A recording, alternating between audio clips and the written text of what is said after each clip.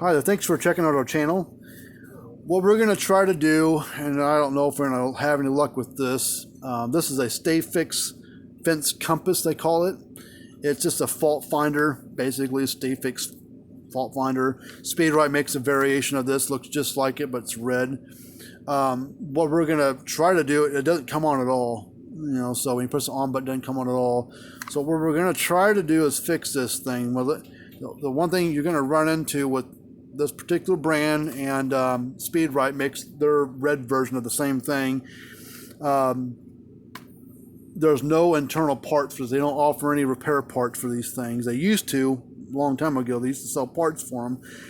But the parts got to be almost the price, by the time you put a little labor on it, like $10, $20 labor on fixing one of these things, and freight and everything. Most people, they weren't feasible to fix. So a few years ago, a handful of years ago, they stopped supplying parts for these remote controls. So if you got one that just craps out on you and it doesn't work, you try a new battery, all this other junk, and it still won't come on, then you got to throw it away and buy another one. So that's the only downside. They work really well, but they don't make any parts for them. So right now, it doesn't come on at all, and you press the button, it's dead. So I'm going to see if it's just a battery. We're going to try. We're going to see if we can see if that's what fixes it. Let me get a electric screw gun and make this a little faster.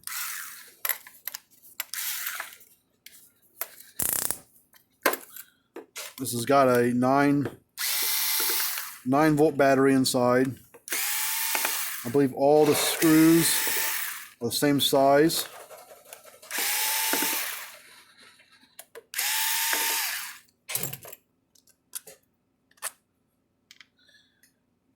And these are pretty, to a point, it's a pretty sophisticated little tool. All right, so I got all the screws at it, so I should just pull the back cover up. A little gasket there, O-ring looking gasket. Turn the light on. It's a little gasket here. And it goes in this little groove here. So we're just going to pull it off to the side. There's the battery. Little speaker there. So a little 9-volt battery. Put on my tongue first. I've done enough electronic stuff. I can put one of these 9-volt batteries on my tongue and tell you how good or bad it is. Barely has any zing to it, but we're going to test it just to see.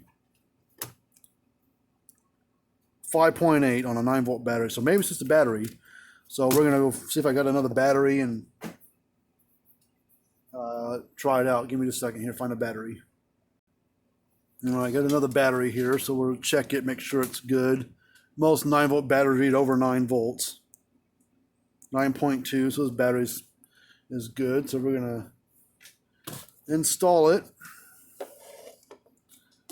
Hopefully, that's all that it is. So we're going to make sure all the wires are tucked up, kind of out of the way of any of the screw holes in the edge of the case and all that fun stuff, so we can kind of tuck it out of the way there. And we'll get this O-ring gasket deal back in its little trough there around the edge there. Now these do have a gasket, but they're not waterproof. I've gotten these in for us to possibly repair, and they're got left out in the rain or something, back of a truck or something, and they got water in them and it ate them up. All right, so we're going to put this back cover on real quick.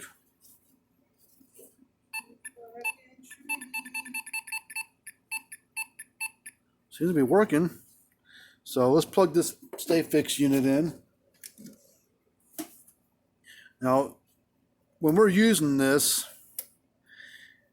on the charger itself, no fence, no ground hooked up to it.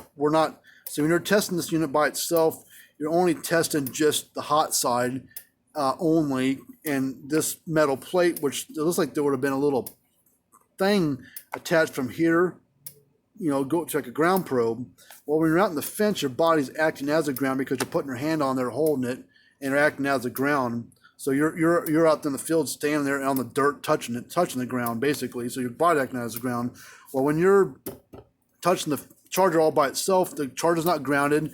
Your body's not grounded, so you can't.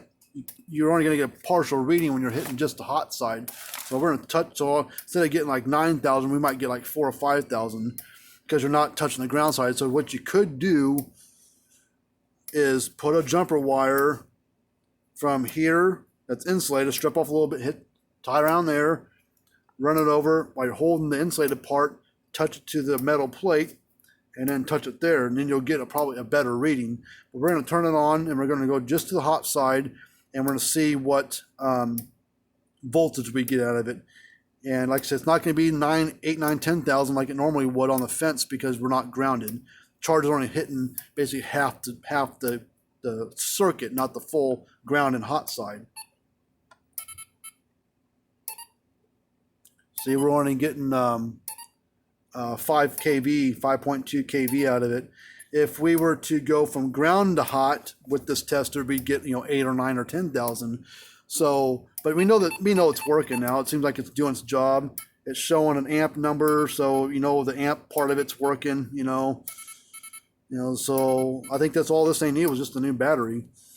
So, well, luckily this thing is repaired, I guess, to a point, because they don't make any internal parts for it. They're just a kind of a throwaway deal, unfortunately, when they do go bad. But they don't go bad too often unless they get ran over, stepped on, water damage, or age maybe gets a hold of them. For the most part, they're pretty reliable tool. There's a bunch of brands that make fault finding type of testers.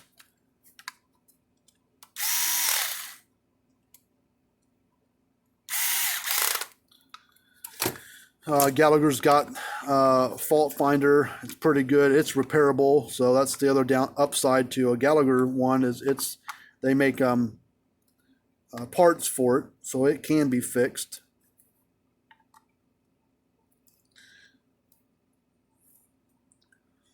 So this one's basically done there with that one. So hopefully that helps you out. But if you got one, you put a 9-volt battery in and you check your wires, make sure they're not pulled off or bent and chewed up from being smashed up against a case or a screw went through it or whatever.